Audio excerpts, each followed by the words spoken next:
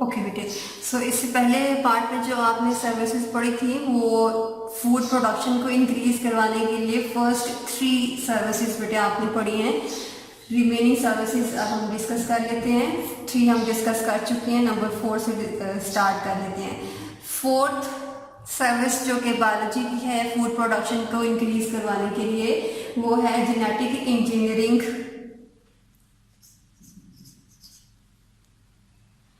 Genetic engineering बेटे बहुत lengthy topic है, लेकिन यहाँ पे बिकॉज सर्विसेज में इंट्रोडक्टरी पैराग्राफ में दिया हुआ है, तो जेनेटिक इंजीनियरिंग का जस्ट यहाँ पे हम देखेंगे कि किस तरह से इसे फूड को इंक्रीज करवाया है। बिकॉज प्रोसेस इसका यहाँ पे डिस्कस किया तो टॉपिक लेंथी हो जाएगा। ओके, जेनेटिक इंजीनियरिंग आपको पहले बता चुकी हूँ कि genetic word is from genes. Genes कोई भी डीएनए का या क्रोमोसोम का वो पार्ट जो कि आपके करैक्टर्स को कंट्रोल करता है। जेनेटिक इंजीनियरिंग का मीनिंग क्या है? अब तक आपको इतना पता है कि जीन्स किसी भी लिविंग ऑर्गेनिज्म के अंदर, हमने किसी भी करैक्टर को स्टडी करना है, हमने किसी भी ट्रेट तक पहुंचना है, तो हम उसके क्रोमोसोम तक पहुंच सकते हैं, उसके डीएनए तक पहुंच सकते हैं। बिकॉज डीएनए के अंदर ये जीन्स मौजूद है जो कि किसी भी लिविंग ऑर्गेनिज्म के करैक्टर्स को कंट्रोल कर रही होंगी। ओके, अब यहाँ पे जेनेटिक इंजीनियरिंग में क्या करना है? हमने कोई भी 2 लिविंग ऑर्गेनिजम्स है हमारे पास, ये फर्स्ट वाला लिविंग ऑर्गेनिज्म है और ये हमारे पास सेकंड लिविंग ऑर्गेनिज्म है। फॉर एग्जाम्पल जो फर्स्ट वाला लिविंग ऑर्गेनिज्म है, हमें इसकी कोई भी क्वालिटी बहुत अच्छी लगती है, उसका करैक्टर हमें अच्छा लगता है। वो करैक्टर आपको पता है कहाँ पे मौजूद है? उसके हर एक सेल के क्रोमोसोम्स के अंदर, डीएनए के अंदर मौजूद है। सो इसका लिविंग ऑर्गेनिज्म का आपको जो भी ट्रेट अच्छा लगता है, वो ट्रेट आप यहाँ पे उसके डीएनए से सेपरेट करोगे और सेपरेट करने के बाद आप सेकेंड वाले लिविंग ऑर्गेनिज्म के डीएनए के अंदर इंसर्ट कर दोगे। बिकॉज आपने जो भी ट्रेड था वो किसी भी एनिमल की मिल्क प्रोडक्शन का हो सकता है, वो मीट प्रोडक्शन का हो सकता है, वो किसी भी प्लांट की फ्रूट प्रोडक्शन का हो सकता है। ठीक हो गया? सो जो भी ट्रेड आपको अच्छा लगता है, फॉर एग्जांपल ये फर्स्ट वाले का ट्रेड आपको अच्छा लगता है और चाहते हैं आप कि जो सेकंड वाला लिविंग ऑर्गेनिज्म है उसके भी ट्रेड्स इसके जैसे हो जाएं, तो आपने क्या करना है कि आपने वो ट्रेड की जीन्स उसके डीएनए से यहाँ से सेपरेट कर लेनी है और सेपरेट करने के बाद आपने सेकेंड वाले लिविंग ऑर्गेनिज्म के डीएनए के अंदर इंसर्ट करवा देनी है। ठीक है? सो जो यहाँ पे जीन्स जिसकी आपने ली होंगी वो यहाँ पे डोनर है और जिसके अंदर आपने डालनी है वो एक्सेप्टर है। ठीक है?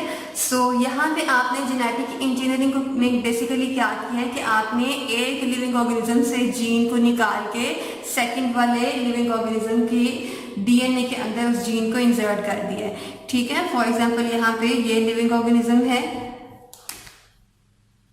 आपने इसका एक सेल निकाला, उसमें से सेपरेट किया और सेपरेट करने के बाद यही जीन्स इसके यहाँ पे लाके आपने इंसर्ट करवा दी। ठीक हो गया?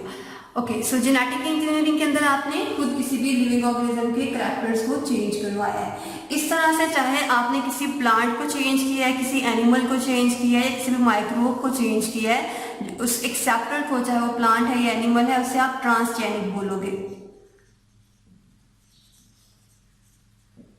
ट्रांसजेनिक मीन्स कि इसमें किसी और लिविंग ऑर्गेनिज्म की जीन्स इंक्लूड है, वो जीन आपने खुद डाली है। आपने खुद क्यों डाली है? बिकॉज आप चाह रहे थे कि वो ट्रेड्स जो कि पहले वाले लिविंग ऑर्गेनिज्म के अंदर थे, वो जीन्स डालने से सेकंड वाले के अंदर भी शो होना शुरू हो जाए। आपका सेकंड लिविंग ऑर्गेनिज्म आपने खुद मॉडिफाई करवाया है। सो ये ट्रांसजेनिक प्लांट्स भी हो सकते हैं जिसके अंदर आपने लिविंग ऑर्गेनिज्म के अंदर डाला है, ट्रांसजेनिक प्लांट्स हो सकते हैं, ट्रांसजेनिक एनिमल्स हो सकते हैं। बेसिकली ट्रांसजेनिक एनिमल्स और प्लांट्स आपके मॉडिफाइड प्लांट्स और एनिमल्स हैं। मॉडिफाइड आपने क्यों बोला है? बिकॉज आपने इनके अंदर फॉरेन जीन्स डाली हुई हैं। फॉरेन जीन्स डाली हुई है मीन्स के फॉरेन कैरेक्टर्स आपने इंसर्ट करवाए हुए हैं इसके अंदर।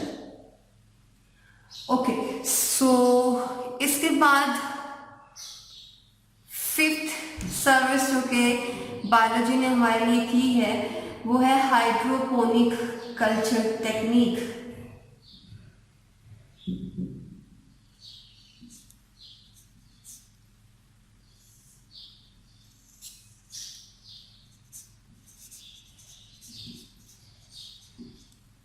Hydroponic culture technique.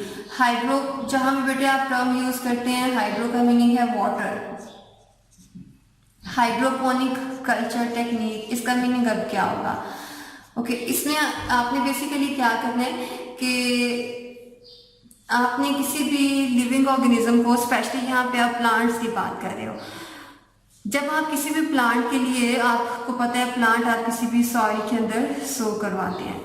Hydroponic culture technique में बेसिकली आपने क्या जज करना है कि कोई भी एक स्पेसिफिक जो एलिमेंट है, फार्मर बहुत सी स्प्रे करते हैं, फर्टिलाइजर स्प्रे करते हैं अपनी क्रॉप्स के ऊपर, वो नाइट्रोजन स्प्रे हो सकता है, पोटाशियम स्प्रे है, जो भी उन्हें अच्छा लगता है कि हमारे प्लांट्स की ग्रोथ को अच्छा करवा सकता है, वो वहाँ पे स्प्रे करता है। हाइड्रोपोनिक कल्चर टेक्निक के अंदर आपने क्या करना है कि आपने ये चेक करना है कि वो स्प्रे जो कि कोई भी फार्मर कर रहा है, चाहे वो नाइट्रोजन की है, वो फास्फोरस है, वो सल्फर है, वो जो भी यहाँ पे स्प्रे कर रहे हैं, इन एलिमेंट्स में से सबसे इम्पोर्टेंट एलिमेंट जो भी क्रॉप हमने यहाँ पे लगाई हुई है, जो प्लांट हमने लगाया हुआ है, वो इसके लिए यहाँ पे कौन सा इंपॉर्टेंट है इन तीनों में से। अब फार्मर अगर इन तीनों को स्प्रे कर देगा तो ऑब्वियसली इसको बाय करने के लिए उसने अपना पैसा भी खर्च किया होगा, तो उसको इनकम का लॉस भी है। अब यहाँ पे अगर हाइड्रोपोनिक कल्चर टेक्निक के थ्रू वो ये जज कर ले, जज किस तरह से करेगा? अब उसने क्या करना है कि वो प्लांट जो कि पहले सॉइल के अंदर उसने सो किया हुआ था, फार्मर क्या करते हैं कि ये जज करने के लिए कि कोई भी एलिमेंट किसी भी प्लांट की ग्रोथ के लिए कितना नेसेसरी है और कितना अननेसेसरी है, ठीक है, कितना उसके लिए इम्पोर्टेंट है और कितना लेस इम्पोर्टेंट है, ये जज करने के लिए वो क्या करता है, ये टेक्निक को यूज करेगा। अब उसने क्या करना है कि इस प्लांट को सेपरेट करना है, और सेपरेट करने के बाद उसने इसे एरिएटेड वाटर के अंदर सो कराना है। ये अब सॉइल नहीं है, ये कैबिन है, कोई भी पाइप हो सकता है जिसके अंदर वाटर फिल हुआ है। मैंने टर्म यूज की एरिएटेड वाटर। एरिएटेड वाटर क्यों यूज किया है? एरिएटेड मीन्स के हमने इसके अंदर एयर सप्लाई की है, और एयर में स्पेशली यहाँ पे हम ऑक्सीजन की बात कर रहे हैं। किसी भी लिविंग ऑर्गेनिज्म को अपनी फूड को ब्रेक डाउन करने के लिए, उससे एनर्जी लेने के लिए ऑक्सीजन चाहिए होती है। सो इस प्लांट को जिस वाटर के अंदर हमने सो किया है, उस वाटर के अंदर हमने ऑक्सीजन की भी सप्लाई की हुई है। ओके, सो एरिएटेड वाटर के अंदर हमने, अब यहाँ पे फॉर एग्जांपल हम और भी बहुत से न्यूट्रिएंट्स को चेक कर सकते हैं, लेकिन यहाँ पे हम इन तीनों के एग्जांपल ले लेते हैं। सो फॉर एग्जांपल यहाँ पे हम जज करना चाह रहे हैं कि इस प्लांट की ग्रोथ के लिए नाइट्रोजन, फास्फोरस एंड सल्फर, इन तीनों में से कौन सा एलिमेंट सबसे ज्यादा इंपॉर्टेंट है। आपने क्या करना है कि सबसे फर्स्ट एक्सपेरिमेंट के अंदर आपने एक ये कंट्रोल प्लांट शो करा दिया। कंट्रोल शो करवाने के बाद आपने एक यहाँ पे अब एक्सपेरिमेंट करना है, और एक्सपेरिमेंट करने के लिए आपने क्या करना है कि आपने एक सेकंड एरिएटेड वाटर का टैंक लिया, उसके अंदर अपना प्लांट शो करवाया। अब आपने क्या करना है कि यहाँ पे फास्फोरस और सल्फर को तो ऐड करवा दिया है, लेकिन आपने नाइट्रोजन को ऐड नहीं करवाया। अगर आपके इस टैंक के अंदर, जिसके अंदर आपने नाइट्रोजन को निकाला हुआ है और फास्फोरस और सल्फर को ऐड किया हुआ है, अगर नाइट्रोजन के बाहर निकालने से, उसके स्किप करने से इस प्लांट की ग्रोथ जो है वो कम होना शुरू हो जाती है, या जो उसके लीव्स हैं वो येलो होना शुरू हो जाते हैं, तो तब आप क्या कंक्लूड करेंगे कि नाइट्रोजन इस प्लांट की ग्रोथ के लिए नेसेसरी है, ठीक है। लेकिन अगर नाइट्रोजन के एमिट करने से या स्किप करने से आपके किसी भी प्लांट जो आपने यहाँ पे शो करवाया है उसकी ग्रोथ पे कोई इफेक्ट नहीं आता, वो ऐसा होती रहती है, उसके लीव्स के कलर में कोई चेंज नहीं आता, वो भी ऐसा है, तो तब आप क्या कंक्लूड करेंगे कि ये वाला जो नाइट्रोजन है, अगर आप इस सॉइल के अंदर ऐड करवा रहे हो या नहीं करवा रहे, इससे कोई फर्क नहीं पड़ता। So nitrogen is unnecessary for this plant. अगर उस केस में जब आपके नाइट्रोजन को स्किप करने से प्लांट की ग्रोथ के ऊपर और लीव्स के कलर के ऊपर कोई इफेक्ट नहीं आएगा, लेकिन अगर उसकी प्लांट की ग्रोथ भी कम होना शुरू हो गई है, उसके लीव्स का कलर भी येलो होना शुरू हो गया है, तो उस केस में आप क्या कंक्लूड करेंगे कि nitrogen is necessary for plants growth, ठीक है। सो हाइड्रोपोनिक कल्चर टेक्निक के अंदर आपने आर्टिफिशियली खुद से उस प्लांट को किसी भी एरिएटेड वाटर के अंदर ग्रो करवाया। ग्रो करवाने के लिए आपने सबसे पहले सारे एलिमेंट्स को ऐड करवाना है, वन बाय वन स्किप करके देखते जाना है कि कौन सा जो एलिमेंट है वो नेसेसरी है और कौन सा जो एलिमेंट है वो अननेसेसरी है। इस तरह से हम जो एक्स्ट्रा स्प्रे करते हैं या एक्स्ट्रा न्यूट्रिएंट्स ऐड करते हैं अपने सॉइल के अंदर, हम उस इनकम के लॉस से बच जाते हैं। सो हाइड्रोपोनिक कल्चर टेक्निक ने भी हमारी फूड की इन्हांसमेंट में हेल्प आउट किया है, और जो बेटर यहाँ पे एलिमेंट्स हैं जो उसकी ग्रोथ को ज़्यादा करेंगे, किसी भी प्लांट की प्रोडक्शन को या फ्रूट की प्रोडक्शन को, हम वो न्यूट्रिएंट्स उसके ज़्यादा ऐड करवा देंगे, और जो अननेसेसरी हैं वो हम उस सॉइल के अंदर ऐड नहीं करवाएंगे। ओके बेटे, सो सर्विसेज में हम फर्स्ट सर्विस अभी तक डिस्कस कर रहे हैं इंक्रीज ऑफ फूड प्रोडक्शन में। इंक्रीज ऑफ फूड प्रोडक्शन का लास्ट जो पॉइंट है वो है आईडीएम। आईडीएम बहुत इंपॉर्टेंट शॉर्ट क्वेश्चन है। आईडीएम का मीनिंग क्या है और इसकी फुल फॉर्म क्या है? IDM means integrated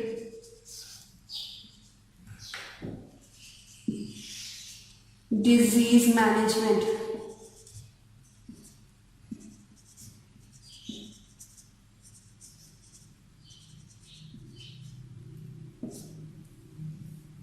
okay, integrated disease management के अंदर जब भी आपकी डेफिनेशन तकरीबन हर टेस्ट में या हर पेपर में आपको बोर्ड के आ जाती होती है, तो अगर आपको ये डेफिनेशन आ जाती है इंटीग्रेटेड डिजीज मैनेजमेंट या आईडीएम, समटाइम्स आईडीएम भी लिखा आता है और कभी कभी इसकी फुल फॉर्म भी लिखी हुई दे दी जाती है। तो जिस फॉर्म में भी आएगा तो आपने इसकी डेफिनेशन क्या लिखनी है। सो आईडीएम बेसिकली 3 पॉइंट्स में आप इसके अंदर लिखोगे कि कोई भी ऐसा मेथड, ठीक है, कोई भी ऐसा मेथड, आगे मेथड्स में आपको डिजीज कंट्रोल में बताऊंगी ये मेथड्स कौन सी हैं। कोई भी मेथड जो कि आप डिजीज को कंट्रोल करने के लिए यूज कर रहे हैं, ना सिर्फ आप मेथड्स को यूज कर रहे हो बल्कि आपने इसके अंदर आपकी जो कम्युनिटी है, कम्युनिटी मीन्स कि आप जहाँ पे जिस जगह पे रह रहे हो, जो आपके सराउंडिंग के लोग हैं, उनके अंदर भी आपने अवेयरनेस स्प्रेड करनी है। अवेयरनेस स्प्रेड करनी है, इट मीन्स कि जो भी आपका डिजीज काज करवाने वाला एजेंट है वो किस तरह से एक लिविंग ऑर्गेनिज्म से दूसरे लिविंग ऑर्गेनिज्म में ट्रांसमिट होता है। ठीक है, सो आईडीएम में आपने क्या बताना है कि वो सारे मेथड जो कि आप डिजीज को कंट्रोल करने के लिए यूज कर रहे हो, और डिजीज को कंट्रोल करने के साथ साथ ना सिर्फ आपने ये काम करना है डिजीज को कंट्रोल करना है, बल्कि आपने पब्लिक को अवेयरनेस भी देनी है कि आप इस डिजीज के स्प्रेड होने को किस तरह से कंट्रोल कर सकते हैं या इसको फर्दर डैमेज काज करवाने से किस तरह से स्टॉप करवा सकते हैं। सो आईडीएम के अंदर वो सारे मेथड्स जो कि आप डिजीज को कंट्रोल करने के लिए यूज कर रहे हैं, और इसके साथ साथ मेथड्स के साथ साथ पब्लिक अवेयरनेस भी है। पब्लिक अवेयरनेस मीन्स कि आपने किस तरह से पब्लिक को ट्रिगर किया है, या आप कह सकते हैं कि मोटिवेट किया है कि वो डिजीज को स्प्रेड होने से बचा सके। ओके बेटे, सो ये आपकी फर्स्ट सर्विस थी। नेक्स्ट लेक्चर में इंशाल्लाह हम सेकंड सर्विस देखेंगे कि आप किस तरह से डिजीज को, बायोलॉजी ने हमें हेल्प किया है कि वो डिजीज को कंट्रोल करने में हमारी हेल्प कर सके।